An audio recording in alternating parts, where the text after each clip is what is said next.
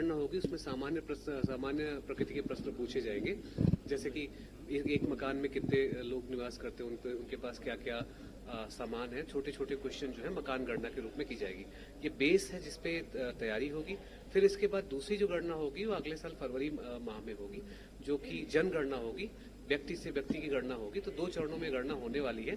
पहला चरण मई में है इस साल, अगला चरण फरवरी में।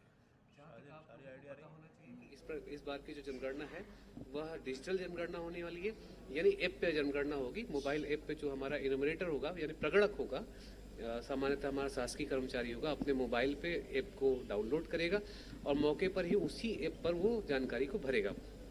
मैं एक चीज़ और भी स्पष्ट कर दूं कि इस गणना का केवल और केवल उपयोग जो है जनगणना के कार्यों के लिए होगा, यानी कि जो जनगणना से निकलने वाले डेटा हैं उनके लिए होगा। इसका अन्य किसी और चीज़ के लिए उपयोग की वो बात नहीं है, या कोई समझे कि किसी अन्य चीज़ के लिए इसका उपयोग है, ऐसा नहीं है। सर, लगभग कितने समय के बाद ये जनगणना होगी? जनरली जनगणना 10 साल में आप सब जानते हैं होती है, लेकिन चूंकि कोविड काल था उस वजह से कतिपय कारणों से जनगणना 2021 में नहीं हो पाई थी, तो विलम्ब से हो रही है। 16 साल बाद ये गणना हो रही है। एंड आप सभी बाकी चीज़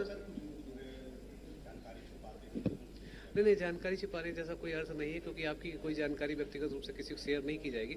यदि आप सभी लोग मैं एक उदाहरण समझाता हूँ कि जैसे आप 5 लोग हैं, हम 5 लोग ये बताएं कि हमारे घर में टीवी है, तो उससे एक चीज़ ये निकलेगी कि 100 लोगों के बीच में कितने के पास टीवी है।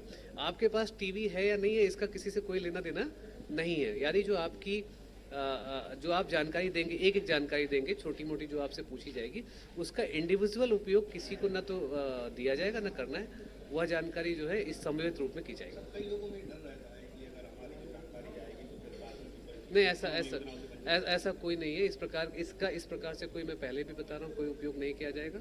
जनगणना की जो जानकारी है वो राष्ट्रीय स्तर पर जितनी नीतियां निर्धारित होती हैं उनके लिए होती है। एक बेसिक जानकारी है, कितने लोग कहाँ निवास करते हैं, किस स्तर पर निवास करते हैं, उनके पास किस प्रकार की सुविधाएं हैं, घर है, मकान है, नहीं है, तो उससे राष्ट्र की नीतियां निर्धारण करने में आसानी होती है। इससे आपके इंडिविजुअल व्यक्तिगत जो लाभ हैं या व्यक्तिगत जो पात्रता है उसका डिसाइड इसमें नहीं होगा, ना ही आपके नाम का रिवील करके इस प्रकार से किसी योजना का आधारशिला रखी जाएगी। तो मैं सभी से अपील करना चाहूँगा, जनगणना में आप सभी लोग भागीदारी करें। पहली बार इस जनगणना में ऐसा होगा कि आप सेल्फ एनुमरेट कर सकते हैं, अपनी जानकारी खुद भर सकते हैं। तो देश प्रगति करेगा यदि आप जो है अपनी जानकारी को स्वच्छ तरीके से देंगे। इससे आपको कोई भी नुकसान नहीं होगा। डिजिटल तरीके से इसलिए बेहतर हो रहा है क्योंकि पहले जब जनगणना होती थी मैनुअल, तो उसके जो आंकड़े आते थे, उस आंकड़े के साथ जो टेबल बनती थी, बहुत सारे प्रकाशन होते थे जिनको विभिन्न विभाग और लोग उपयोग करते थे, उस पर 6 साल 5 साल लग जाते थे। चूंकि इस बार डिजिटल होगी तो